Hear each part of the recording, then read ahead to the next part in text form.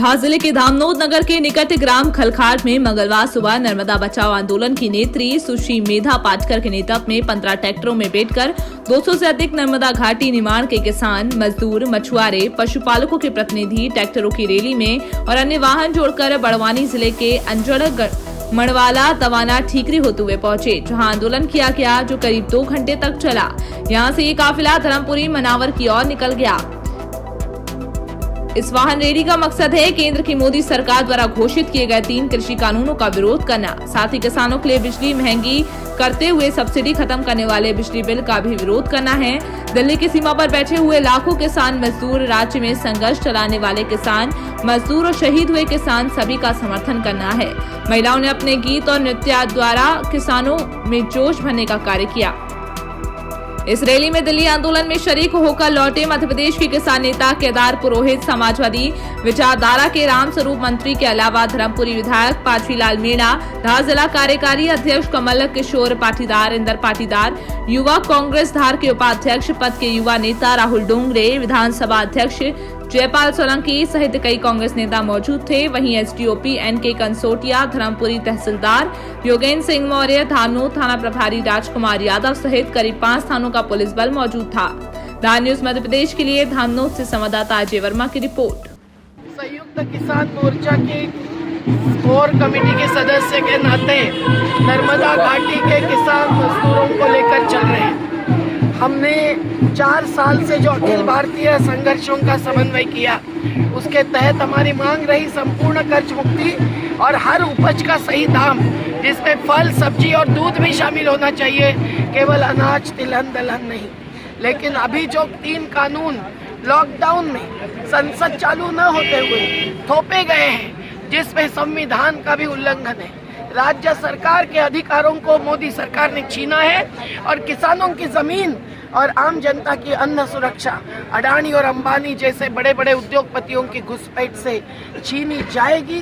समर्थन मूल्य नहीं मिलेगा, राशन व्यवस्था नहीं रहेगी, ये हमें मंजूर नहीं है। इसीलिए जो भ्रामक प्रचार हो रहा है कि वहाँ कोई खलिस्तानी पाकिस्तानी है, चीन पाकिस्तान से पैसा आ रहा है, उस बॉर्डर पर रहते हुए इतने दिनों से हमने देखा है, नर्मदा घाटी के लोग 15 गाड़ियों में पहुंच गए थे दिल्ली और वहां सब देखकर आए हैं। और इसीलिए जरूरी है निमाड़ के भी लोगों को बताना, पूरे देश को समझाना कि झूठे प्रचार में मत फंसिए और इन 3 कानूनों की वापसी के लिए लड़िए। इन 3 कानूनों में सरकार ने जो हमें जवाब दिया है, उससे उनकी पोल खोल होती है, कितनी गलतियां हैं, कितनी विकृतियां हैं कानूनों में। और इसमें भी उन्होंने कहा है कि खाद्य आपूर्ति में भी ये पूंजी निवेश लाएंगे, मतलब राशन व्यवस्था खत्म होगी, जैसे नीति आयोग ने 2016 से कहना चालू किया, और फिर अकाउंट में कुछ पैसे डालेंगे तो शराब का धंधा चलेगा, अनाज का नहीं। और इसीलिए बिजली बिल भी वापस करना जरूरी है। बिजली बिल से किसानों की जो सब्सिडी है बिजली के दाम में, वो खत्म होने वाली है। और निजीकरण बढ़ने की बात तो शिवराज सिंह जी ने जाहिर की है कि बिजली के परियोजनाएं 1 रुपया लीज में दे देंगे।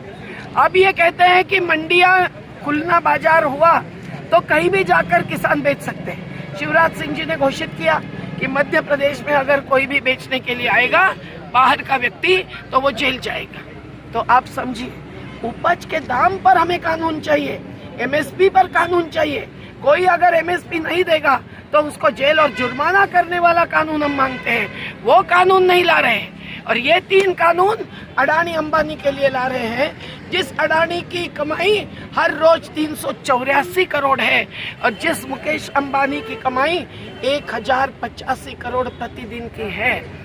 इसके खिलाफ लड़े बिना गैर बराबरी नहीं मिटेगी। और इसीलिए इस आंदोलन को राष्ट्रीय आंदोलन के तरह हम सब लोग तो साथ है, सहभागी है, पर किसान मजदूरों को साथ देने की ज़रूरत है और हर अन्नदाता के ऊपर जीने वाले को भी सहयोग देना ज़रूरी है। तो ये रैली बड़वानी से कल 21 दिसंबर को निकलकर आज धार जिले के अलग अलग गाँव में जाएगी और निसरपुर में उसका अंत होगा।